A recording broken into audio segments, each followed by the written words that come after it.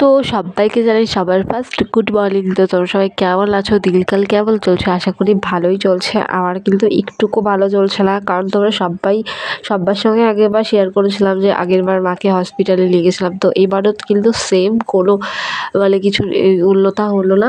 তো এই দেখো এটিএমে এসেছি কিছু টাকা তোলার জন্য, কারণ দেখো হসপিটালে তো সব ওষুধ তো আর ফ্রিতে দেয় না, কিছু তো তোমায় কিনতেই হবে।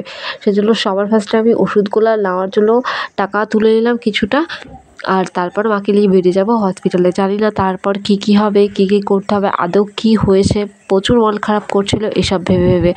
তো যাই হোক, তারপর আবার বাবার অটো করে বেরিয়ে গেলাম হসপিটালের পথে।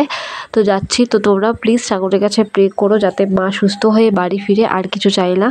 আর সবার ফার্স্ট একটা কথা বলতে চাই যে এই ভিডিওটা দেখার পর অনেকেই বলতেই পারে যে মা হসপিটালে ভর্তি আর মেয়ে করেছে ভিডিও, টাকা কামানোর কত কিছু। কিন্তু আমি সত্যি এখান থেকে কিন্তু কোনো রকম টাকা পাই না, বা জাস্ট আমি সব কিছু শেয়ার করি, তাই এটাও শেয়ার করতে ইচ্ছে হলো।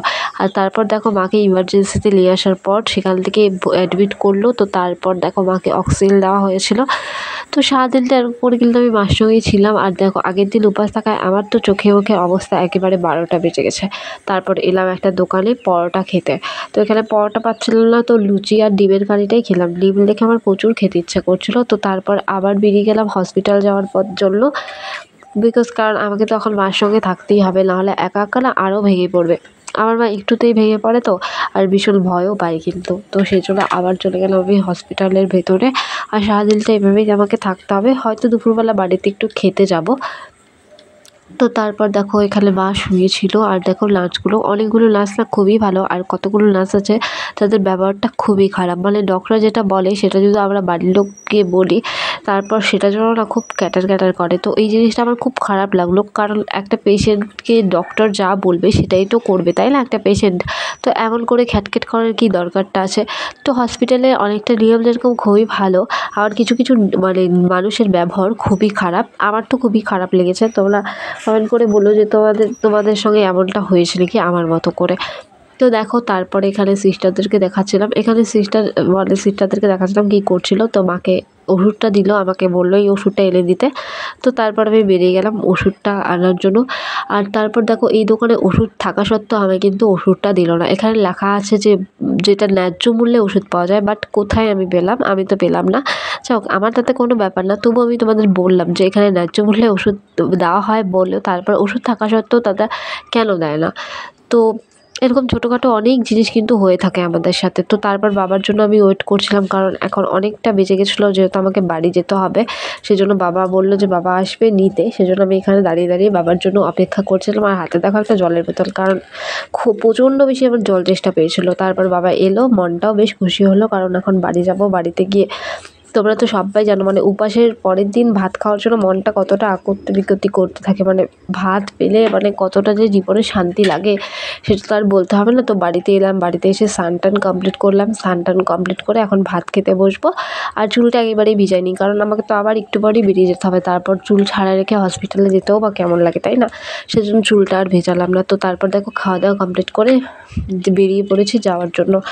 তো তারপর বাবার অটো করে কিন্তু আপ ডাউন করছি। একটা সুবিধা হচ্ছে যে আমার এতটা দূর হেঁটে অন্ততপক্ষে যেতে হচ্ছে না, আর একদিকে টাকাটাও সেভ হচ্ছে।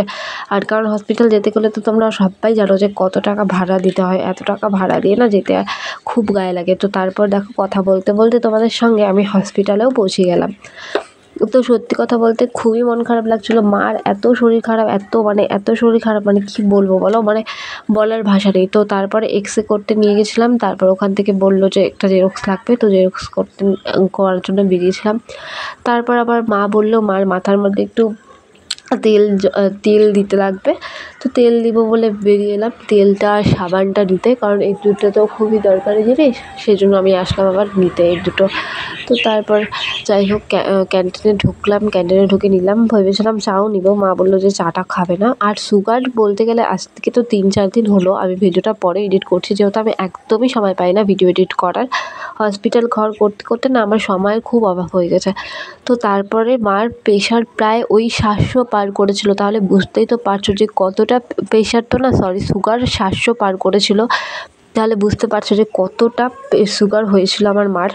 তো এটা নিয়ে আমরা ভীষণ টেনশানে ছিলাম, কিন্তু ঠাকুর করে এখন কিন্তু সুগারটা অনেকটাই নর্মালে আছে। তো আমি দেখো এখানে আমার প্রচণ্ড ঘুম পাচ্ছিলো, তাই মার জায়গাতেই আমি একটু শুয়েছিলাম। তারপর বাবা এলো আমায় নিতে, আর সেটা দেখে আমার একটু খুশিও লাগছিলো কিন্তু একটু দুঃখও লাগছিলো, কারণ মাকে ছেড়ে যেতে হচ্ছে। মায়ের রাত্রেবেলা তো আর মার সঙ্গে থাকতে পারলাম না, সেটা ভেবে ভীষণ কষ্ট লাগছিলো। কিন্তু কী করবো বলো, বাড়িতে যেতে হবে, রেস্ট করতে হবে, নাহলে তো আমারও শরীর খারাপ হয়ে যাবে।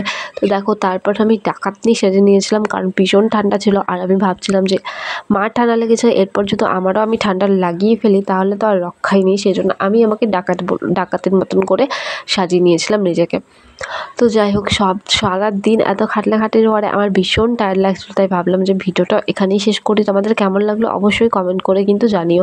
আর প্লিজ কেউ ভুলভাল কমেন্ট করো না যে মাকে হসপিটাল নিয়ে গেছি বলে কেন এরকম ভিডিও করলাম। এটা আমার মনে হয়েছে শেয়ার করার জন্য, তাই আমি শেয়ার করেছি। টাটা।